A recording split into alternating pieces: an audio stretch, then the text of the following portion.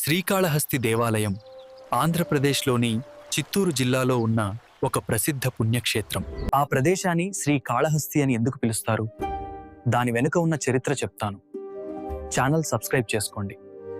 అడవిలో ఒక శివలింగం మెరుస్తూ కనిపిస్తుంది. అది స్వర్ణముఖి నది ఒడ్డున ఉంది.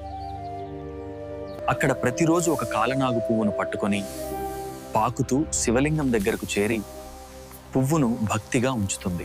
ఒక ఏనుగు తన తొండంతో నీటిని తీసుకొని శివలింగంపై అభిషేకం చేస్తుంది. తరువాత ఒక శాలీడు పురుగు అక్కడ ఉన్న శివలింగానికి రక్షణగా వెబ్తో రోజు గూడును కట్టేది.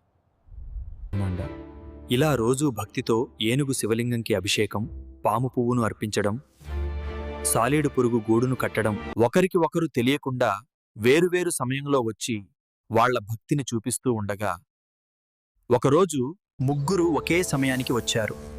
ఎవరి భక్తి గొప్ప అని వారి మధ్య ఘర్షణలు మొదలయ్యాయి.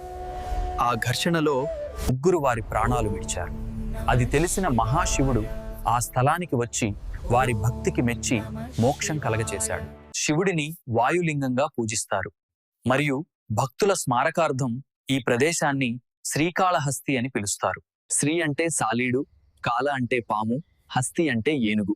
ఈ ముగ్గురు భక్తుల పేర్ల మీదుగా శ్రీకాళహస్తి అనే పేరు వచ్చింది. దీన్ని బట్టి మనం తెలుసుకోవాల్సింది, నిజమైన భక్తికి రూపం, శక్తి, స్థానం, జాతి ఏవి అడ్డం కావు. ఎవరి దగ్గర ఉన్నదిని వాళ్ళు శక్తి మేరకు భక్తిగా చేస్తే దేవుడు దానిని అంగీకరిస్తాడు. తగవులు, తప్పుబట్టడం నాశనం చేస్తాయి. భక్తి నిర్మలంగా ఉంటే దేవుడు స్వయంగా ప్రత్యక్షమవుతాడు. భక్తి అంటే రూపం కాదు, హృదయం. శ్రీకాళహస్తి క్షేత్రం యొక్క రహస్యాలు మరియు చరిత్ర గురించి తెలియజేస్తాము. ఈ వీడియోని లైక్ చేసి షేర్ చేయండి. మరిన్ని భక్తి, చరిత్రాత్మక వీడియోల కోసం ఈ ఛానల్ సబ్స్క్రైబ్ చేసుకోండి.